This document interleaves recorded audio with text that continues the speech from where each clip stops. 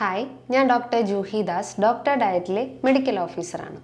Fatty liver എന്ന ബുദ്ധിമുട്ട് ഇന്ന് എല്ലാവരെയും ബാധിച്ചുകൊണ്ടിരിക്കുകയാണ്. നമ്മൾ ജസ്റ്റ് മറ്റെന്തെങ്കിലും ആവശ്യത്തിന് വേണ്ടിയിട്ട് വയറൊന്ന് സ്കാൻ ചെയ്യുമ്പോഴായിരിക്കാം അതിൽ ഗ്രേഡ് 1 ഫാറ്റി ലിവർ അല്ലെങ്കിൽ ഗ്രേഡ് 3 ഫാറ്റി ലിവർ എന്നുള്ള ആ ഒരു ഇംപ്രഷൻ കാണുന്നത്. എന്തുകൊണ്ടാണ് ഈ ഫാറ്റി ലിവർ എന്ന അസുഖം ഇന്ന് ഇത്രയധികം വർദ്ധിച്ചുകൊണ്ടിരിക്കുന്നത്?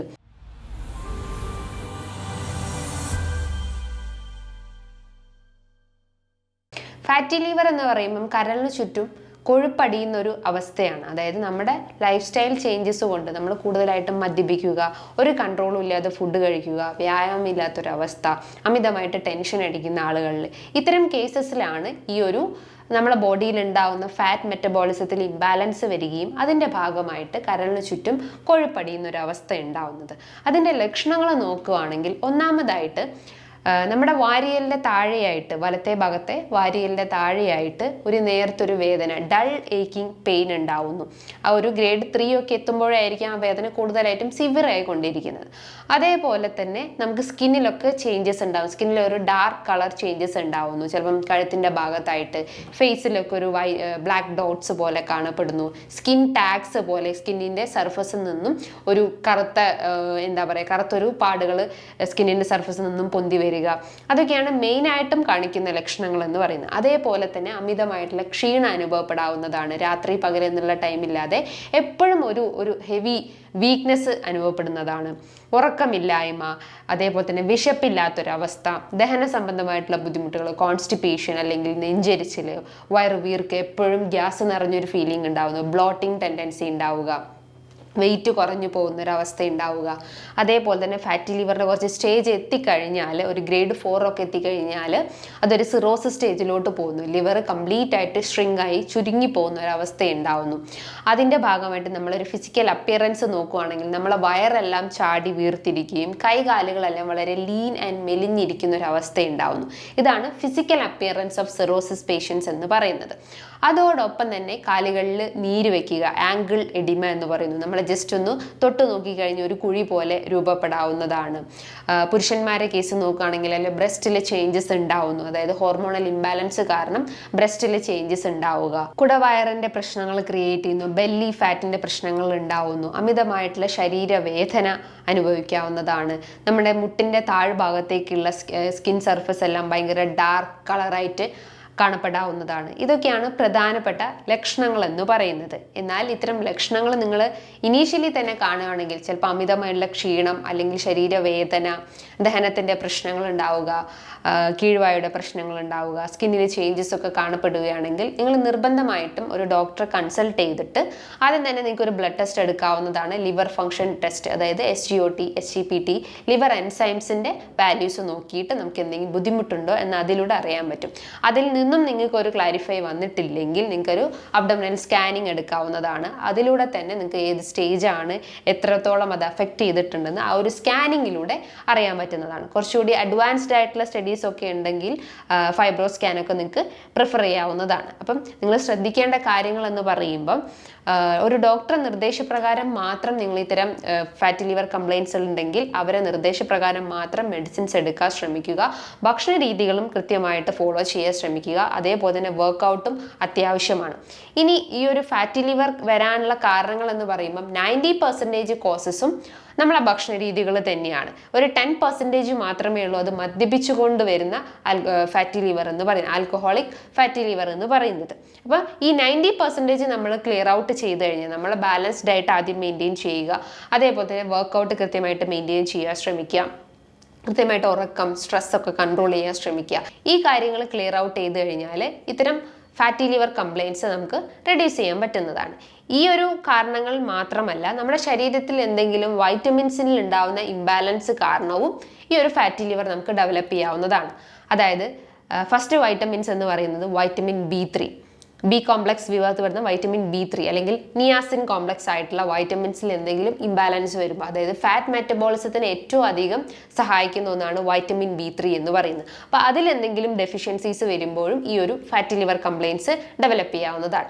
അതേപോലെ തന്നെ ബി കോംപ്ലക്സിൽ വരുന്ന വൈറ്റമിൻ B12 മെയിൻ ഫംഗ്ഷൻ എന്ന് പറയുന്നത് നാഡികൾക്ക് ഉത്തേജനം കൊടുക്കുക അല്ലെങ്കിൽ സ്ട്രെങ്ത് കൊടുക്കുക. അപ്പം അതിൻ്റെ ഒരു ഇംബാലൻസ് വരുമ്പോൾ നമുക്ക് ഫാറ്റ് കൂടുതലായിട്ടും ലിവറിന് ചുറ്റും അടിഞ്ഞുകൂടുകയും അതിൻ്റെ ഭാഗം ഭാഗമായിട്ട് നിങ്ങൾക്ക് ഫാറ്റി ലിവർ കംപ്ലയിൻസ് എല്ലാം ഡെവലപ്പ് ചെയ്യാവുന്നതാണ്. ഇനി മറ്റൊരു വൈറ്റമിൻസ് എന്ന് പറയുന്നത് വൈറ്റമിൻ ഡി ആണ്. സൺഷൈൻ വൈറ്റമിൻ, അല്ലെങ്കിൽ നമ്മൾ കൂടുതലായിട്ടും വെയിൽ കൊണ്ട് കഴിഞ്ഞാൽ നമ്മുടെ ശരീരത്തിൽ സ്റ്റിമുലേറ്റ് ചെയ്യപ്പെടുന്ന ഒരു വൈറ്റമിൻ ആണ് വൈറ്റമിൻ ഡി. അപ്പോൾ അതിൻ്റെ ഒരു ഇംബാലൻസ് വരുമ്പോഴാണ് നമുക്ക് ശരീരവേദന, അമിതമായിട്ടുള്ള ക്ഷീണം എല്ലാം ഡെവലപ്പ് ചെയ്യുന്നത്. അപ്പം അതിൻ്റെ ഇംബാലൻസ് നമ്മൾ ആദ്യം കറക്റ്റ് ചെയ്യാൻ ശ്രമിക്കുക. വൈറ്റമിൻ ഡി സപ്ലിമെന്റ്സ് എടുക്കുകയാണെങ്കിൽ ഒരു ഡോക്ടർ നിർദ്ദേശപ്രകാരം മാത്രം എടുക്കാൻ ശ്രമിക്കുക. വൈറ്റമിൻ ഡി മാത്രമല്ല, മറ്റെന്ത് സപ്ലിമെന്റ്സ് എടുക്കുകയാണെങ്കിലും ഒരു ഡോക്ടർ അണ്ടറിൽ മാത്രം സപ്ലിമെന്റ്സ് എടുക്കാൻ ശ്രമിക്കുക. സെൽഫ് മെഡിക്കേഷൻസ് അവോയ്ഡ് ചെയ്യാൻ ശ്രമിക്കുക. വൈറ്റമിൻ ഡിന്റെ സപ്ലിമെന്റ്സ് നോക്കുകയാണെങ്കിൽ ഹൈ ഡോസ് നോക്കുകയാണെങ്കിൽ ഒരു 60K ഇന്റർനാഷണൽ യൂണിറ്റ്സ് ഒക്കെ ഉള്ള സപ്ലിമെന്റ്സ് ഒക്കെ ആണെങ്കിൽ നിങ്ങൾക്ക് വീക്ക്ലി വൺസ് പ്രിഫർ ചെയ്യാവുന്നതാണ്. അതൊരു ആഫ്റ്റർ ഫുഡ് അല്ലെങ്കിൽ ഒരു ഹെവി മീൽസിന് ശേഷം കഴിക്കാൻ ശ്രമിക്കുക. എംപ്റ്റി സ്റ്റൊമക്കിലോ അല്ലെങ്കിൽ ഒരു രാത്രി ഉറങ്ങുന്നതിന് മുൻപായിട്ടോ ഇത്തരം സപ്ലിമെന്റ്സ് കുടിക്കുന്നത് അവോയ്ഡ് ചെയ്യാൻ ശ്രമിക്കുക. ഇനി മറ്റൊരു വൈറ്റമിൻസ് എന്ന് പറയുന്നത് വൈറ്റമിൻ ഇ ആണ്. നമ്മുടെ സ്കിന്നിന് കൂടുതലായിട്ടും അതിൻ്റെ ആക്ഷൻ ഉണ്ടെങ്കിലും നമ്മുടെ ലിവറിന് കൂടുതലായിട്ടും അതിൻ്റെ ഫങ്ഷൻസ് ചെയ്യുന്നുണ്ട്.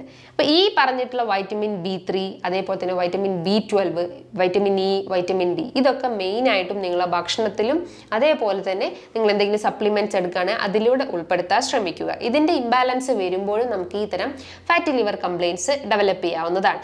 ഇനി ഭക്ഷണ രീതികൾ നോക്കുകയാണെങ്കിൽ ഒന്നാമതായിട്ട് നിങ്ങൾ അവോയ്ഡ് ചെയ്യേണ്ട കാര്യങ്ങൾ എന്ന് പറയുമ്പോൾ റെഡ് മീറ്റ് മാക്സിമം കട്ട് ചെയ്യാൻ ശ്രമിക്കുക. അതായത് പോർക്ക്, ബീഫ്, മട്ടൺ ഇതെല്ലാം മാക്സിമം ഒഴിവാക്കുക. വൈറ്റ് റൈസിൽ നിന്നും അത് ബ്രൗൺ റൈസിലേക്ക് പ്രിഫർ ചെയ്യാൻ ശ്രമിക്കുക. അതേപോലെ തന്നെ റിഫൈൻഡ് ഓയിൽസ് മാക്സിമം കട്ട് ചെയ്തിട്ട് കോക്കനട്ട് ഓയിൽസോ അല്ലെങ്കിൽ ഒലിവ് ഓയിൽസോ പ്രിഫർ ചെയ്യാൻ ശ്രമിക്കുക. ഒലിവ് ഓയിൽസ് നിങ്ങൾക്ക് വേണമെങ്കിൽ സാലഡ്സിൽ മിക്സ് ചെയ്ത് കഴിക്കാവുന്നതാണ്. ഒരു മെത്തേഡ് എന്ന് പറയുന്നത്, അല്ലെങ്കിൽ നിങ്ങൾ യൂസ് ചെയ്യേണ്ട ഒരു മെത്തേഡ് എന്ന് പറയുമ്പോൾ ഓയിൽസ് ഒരിക്കലും ചൂടാക്കി യൂസ് ചെയ്യരുത്. നിങ്ങൾ പാകം ചെയ്തിട്ടുള്ള ഭക്ഷണത്തിലേക്ക് ജസ്റ്റ് ഒന്ന് ഒഴിച്ചു കൊടുത്താൽ മാത്രം മതി. ചൂടാക്കുമ്പോൾ അതിൻ്റെ ആ ഒരു ടോക്സിസിറ്റി നമ്മുടെ ബോഡിയിൽ എഗെയിൻ എൻ്റർ ആവാനുള്ള ഒരു ചാൻസസ് ഉണ്ട്. അതേപോലെ തന്നെ നിങ്ങൾ ചെറു മത്സ്യങ്ങൾ മാക്സിമം നിങ്ങളെ ഭക്ഷണത്തിൽ ഉൾപ്പെടുത്താൻ ശ്രമിക്കുക. അയല, മത്തി, നെത്തോലി പോലത്തെ ചെറിയ ചെറിയ മത്സ്യങ്ങൾ ഉൾപ്പെടുത്താൻ ശ്രമിക്കുക. അത് ഒരിക്കലും നിങ്ങൾ ഫ്രൈ ചെയ്ത് കഴിക്കരുത്, ബോയിൽ ചെയ്ത് കഴിക്കാൻ ശ്രമിക്കുക. അതേപോലെ തന്നെ കോക്കനട്ടൊക്കെ നിങ്ങൾ ഭക്ഷണത്തിൽ ഉൾപ്പെടുത്താൻ ശ്രമിക്കുക. പക്ഷേ എക്സെപ്ഷൻസ് നോക്കുകയാണെങ്കിൽ ക്രിയാറ്റിൻ അല്ലെങ്കിൽ വൃക്ക സംബന്ധമായിട്ടുള്ള ബുദ്ധിമുട്ടുള്ള ആളുകളാണെങ്കിൽ കോക്കനട്ടിൻ്റെ ഉപയോഗം മാക്സിമം റെഡ്യൂസ് ചെയ്യാൻ ശ്രമിക്കുക. അതേപോലെ ഫ്രൂട്ട്സിൻ്റെ കേസ് നോക്കുകയാണെങ്കിൽ നിങ്ങൾക്ക് അവക്കാഡോ, പപ്പായ, പേരക്ക, അതേപോലെ തന്നെ മൊസംബി, വൈറ്റമിൻ സി അടങ്ങിയിട്ടുള്ള ഓറഞ്ച്, നെല്ലിക്ക, ഇതൊക്കെ മാക്സിമം നിങ്ങളുടെ ഭക്ഷണത്തിൽ ഉൾപ്പെടുത്താൻ ശ്രമിക്കുക. അതൊരു ആസ് എ ഡിന്നർ ആയിട്ടോ അല്ലെങ്കിൽ ഒരു സാലഡ് ആക്കിയിട്ട് നിങ്ങൾക്ക് ഒരു 11 മണി സ്നാക്സ് ആയിട്ടോ അല്ലെങ്കിൽ ഒരു ഡിന്നർ ആയിട്ടോ കഴിക്കാവുന്നതാണ്.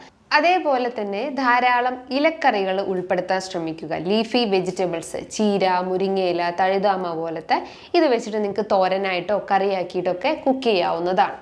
ഇത് നമ്മളെ ശരീരത്തിലെ അയൺ അബ്സോർപ്ഷൻ ഇൻക്രീസ് ചെയ്യാൻ സഹായിക്കുന്നതാണ്. രക്തക്കുറവിൻ്റെ പ്രശ്നങ്ങളൊക്കെ ഉണ്ടെങ്കിൽ അത് ബാലൻസ് ചെയ്യാൻ സഹായിക്കുന്നതാണ്. അതോടൊപ്പം തന്നെ നിങ്ങൾക്ക് നട്ട്സ് കൺസ്യൂം ചെയ്യാവുന്നതാണ്. നട്ട്സ് ഡെയിലി എടുക്കേണ്ട ഒരു നോർമൽ റേറ്റ് എന്ന് പറയുമ്പം ഏകദേശം ഒരു 17 to 25 ഗ്രാംസ് വരെ നമുക്ക് ഡെയിലി കൺസ്യൂം ചെയ്യാവുന്നതാണ്. അതേപോലെ തന്നെ ആൻറ്റി ഇൻഫ്ലമേറ്ററി ഭക്ഷണങ്ങൾ ഉൾപ്പെടുത്താൻ ശ്രമിക്കുക. ഇഞ്ചി, വെളുത്തുള്ളി, കുരുമുളക് ഇതൊക്കെ മാക്സിമം നിങ്ങളെ ഭക്ഷണത്തിൽ ഉൾപ്പെടുത്താൻ ശ്രമിക്കുക. ജിഞ്ചർ ജസ്റ്റ് വെച്ചിട്ട് ജിഞ്ചർ ടീ ഒക്കെ പ്രിഫർ ചെയ്യാവുന്നതാണ്. അതേപോലെ തന്നെ കറുവപ്പട്ട വെച്ചിട്ട് ജസ്റ്റ് ഒരു ടീ ഒക്കെ പ്രിഫർ ചെയ്ത് കഴിഞ്ഞാൽ ആ ഒരു ശരീരത്തിൽ ഉണ്ടാകുന്ന സ്വെല്ലിങ് അല്ലെങ്കിൽ എക്സസ് ആയിട്ടുള്ള ഫാറ്റിനെ ഡിസോൾവ് ചെയ്യാൻ സഹായിക്കുന്നതാണ്. ഫ്രൂട്ട്സ് ഒക്കെ പ്രിഫർ ചെയ്യുമ്പോൾ മാക്സിമം അത് സാലഡ് ആക്കി പ്രിഫർ ചെയ്യാൻ ശ്രമിക്കുക. ജ്യൂസി ഫോം അവോയ്ഡ് ചെയ്യാൻ ശ്രമിക്കുക. ഗ്ലൈസീമിക് ഇൻഡെക്സ് കുറഞ്ഞിട്ടുള്ള ഫ്രൂട്ട്സും വെജിറ്റബിൾസും പ്രിഫർ ചെയ്യാൻ ശ്രമിക്കുക. അതായത് പറഞ്ഞിട്ടുള്ള പേരക്ക, മൊസംബി, ഓറഞ്ച്, അതേപോലെ തന്നെ പപ്പായൊക്കെ പ്രിഫർ ചെയ്യാൻ ശ്രമിക്കുക. സീസണൽ ഫുഡ് ഐറ്റംസ് അല്ലെങ്കിൽ സീസണൽ ഫ്രൂട്ട്സ് ഒക്കെ മാക്സിമം നിങ്ങളുടെ ഭക്ഷണത്തിൽ ഉൾപ്പെടുത്താൻ ശ്രമിക്കുക. ഈ പറഞ്ഞിട്ടുള്ള കാര്യങ്ങളിൽ നിങ്ങൾക്ക് എന്തെങ്കിലും സംശയങ്ങളൊക്കെ ഉണ്ടെങ്കിൽ താഴെ കാണുന്ന നമ്പറിൽ കോൺടാക്ട് ചെയ്യാവുന്നതാണ്. നല്ലൊരു ഹെൽത്ത് ടോപ്പിക്കുമായി വീണ്ടും കാണാം. Thank you.